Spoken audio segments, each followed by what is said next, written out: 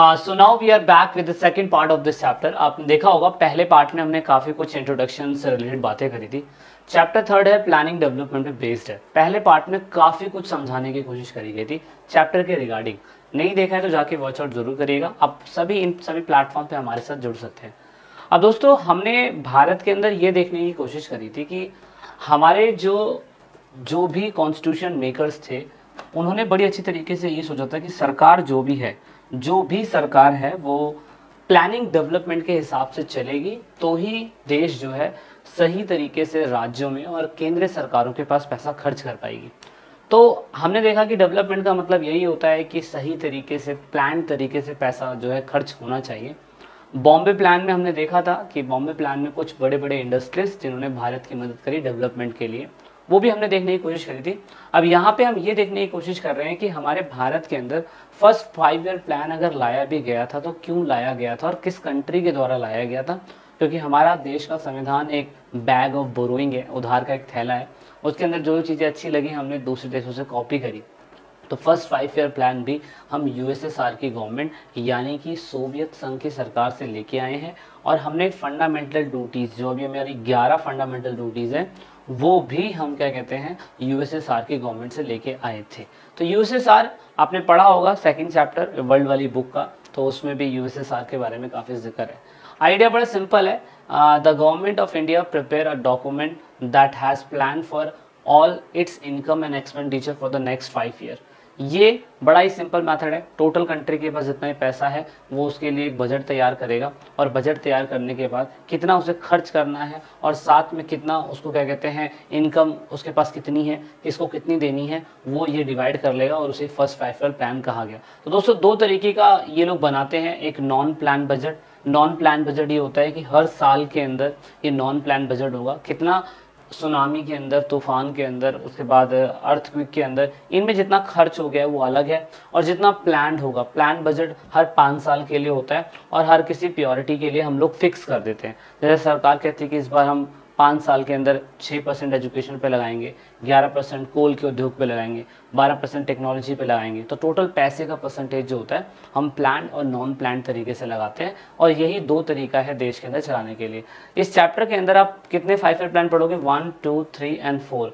चौथे 5 year plan को plan holiday कहा गया 1966 से लेके 1969 तक। पेपर के अंदर ये 5 ईयर प्लान आपके आने हैं। मैं आपको बता दूं वैसे तो 5 ईयर प्लान हर 5 साल के अंदर बदलते रहते हैं, लेकिन 15 मार्च 1950 में हम लोगों ने प्लानिंग कमीशन बनाया।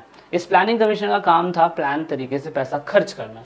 तो यहाँ पे भारत के अंदर टोटल अभी तक 12 5 ईयर प्लान बना चुके हैं हम लोग, जो 2015 में लास्ट 5 ईयर प्लान बनाया गया था। तो दोस्तों अभी तक 12 5 ईयर प्लान बने, सोचिए बहुत बड़ी बात है। जीके का थोड़ा सा फैक्ट है।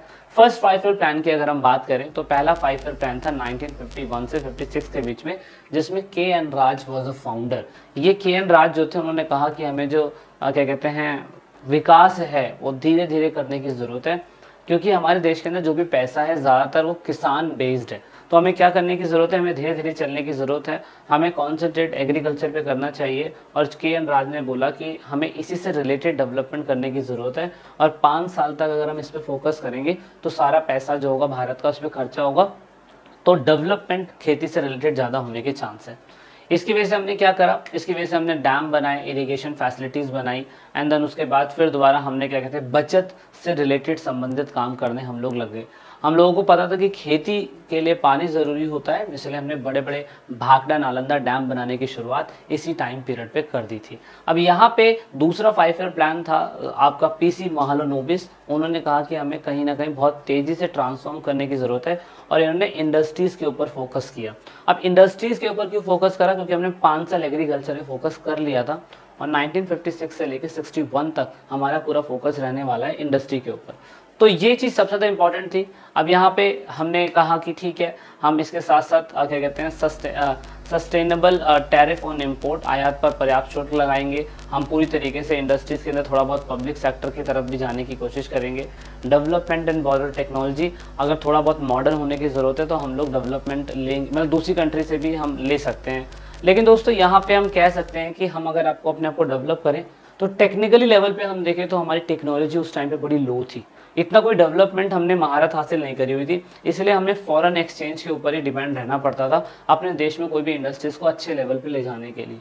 तो इसलिए हाँ, यहाँ पे कृषि बनाम इंडस्ट्री बड़ा कॉन्फ्लिक्ट रहा फर्स्ट 5 ईयर प्लान में, क्योंकि पहली पंचवर्षीय योजना और द्वितीय पंचवर्षीय योजना भारत के लिए एक रीढ़ की हड्डी साबित हो रही थी। अब बहुत सारे लोग ये कह रहे थे कि पहली एग्रीकल्चर आपने कृषि पे फोकस करी, कृषि पे फोकस नहीं करना चाहिए था। दूसरा 5 ईयर प्लान इंडस्ट्रीज पे था, तो इंडस्ट्रीज में भी सरकार ने पूरा अपना हाथ आजमाया, प्राइवेट कंपनी को देने की कोशिश नहीं करी। तो उसमें अलग अलग लोगों के अलग अलग विवाद हैं। जैसे अगर एग्रीकल्चर की बात करें तो बहुत सारे एग्रीकल्चर के सपोर्टर जैसे जेपी कुरियप्पा और चौधरी चरण सिंह, वो ये कहते थे कि गांव के अंदर एग्रीकल्चर डेवलपमेंट होना बहुत ज़्यादा ज़रूरी है। इसके ऊपर इन्होंने एक बुक भी लिखी है, इकोनॉमिक्स ऑफ पैरानॉन्स लिखा है इन्होंने बुक। ये बुक पेपर के अंदर आया था, एक बार पूछा गया था कि बुक किसने लिखी है। तो ये सपोर्टर थे, और उसके बाद जो इसके सपोर्टर नहीं थे, majority of Indian depend on agriculture as their source of income. अब उन्होंने बताया कि इंडस्ट्रीज के ऊपर फोकस करने की जरूरत क्यों है। तो यहाँ पे नंबर 1 पॉइंट था कि अधिकांश इंडियन जो है कृषि से ही अपना आय आश्रित करते हैं। कृषि के अंदर अगर लापरवाही होगी तो बहुत सारे लोगों का जीवन नष्ट हो जाएगा। इसीलिए हमें stable agriculture security, food security, इस पे फोकस करने की जरूरत है, क्योंकि यहीं से ही हमें पैसा मिल रहा है, यहीं से ही हमें पैसा मिल रहा है। दूसरे प्राइवेट और पब्लिक सेक्टर के अंदर अगर हम देखें तो हमारा ज्यादातर मॉडल जो था वो मिक्स इकोनॉमिक बेस था। हमने कहा कि हम सरकार को सारा का सारा प्राइवेट या सारा का सारा सरकारी नहीं करेंगे, इसलिए हमने कुछ सेक्टर में पब्लिक सेक्टर रखा और कुछ सेक्टर में हमने प्राइवेट सेक्टर रखा। तो इस बिहाफ पर जो प्राइवेट सेक्टर को मानते थे भारत के अंदर, कहते थे कि प्राइवेट सेक्टर होना चाहिए, तो प्राइवेट सेक्टर के लिए सपोर्ट और इनफ स्पेस होना जरूरी है, जिसकी वजह से बहुत सारे हेडलाइनर मानते थे कि अगर हम प्राइवेट कंपनी को छूट दे देंगे तो भैया फिर तो देश की इनकम का सारा पैसा प्राइवेट कंपनियों के पास चला जाएगा।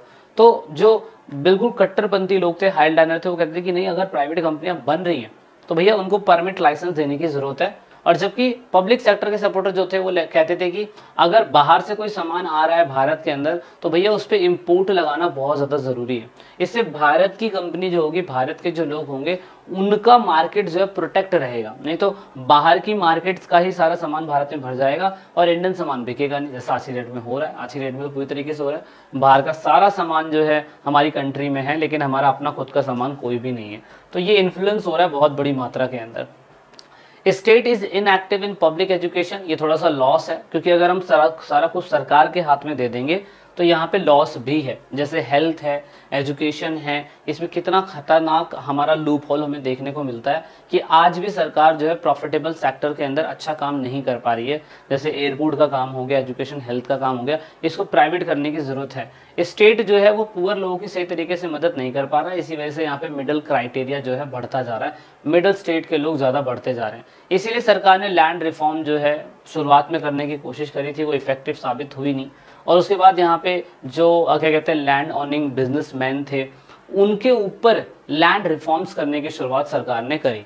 तो ये थोड़ा सा इंपॉर्टेंट है। हमने ये कहा कि आर्थिक विकास की नींव जो होगी वो यही होगा कि हमें हैवी इंडस्ट्रीज पे फोकस करने की जरूरत है। अगर सरकार लेके आती है तो हमें ट्रांसपोर्ट कम्युनिकेशन की फैसिलिटी को अच्छा बढ़ाना है, हमें मेगा डैम्स और कंस्ट्रक्शंस बनाने हैं, इससे हमें फायदा होगा बिजनेस के लिए। ठीक है, सो ये था पूरा का पूरा। ये लैंड रिफॉर्म हम अगले पार्ट में आपको पढ़ाने की कोशिश करेंगे, बताएंगे कि लैंड रिफॉर्म है क्या, क्योंकि बहुत सारे लोगों को इसमें कंफ्यूजन रहती है।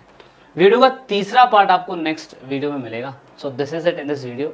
I hope that you got so much point related this. जय हिंद, जय भारत।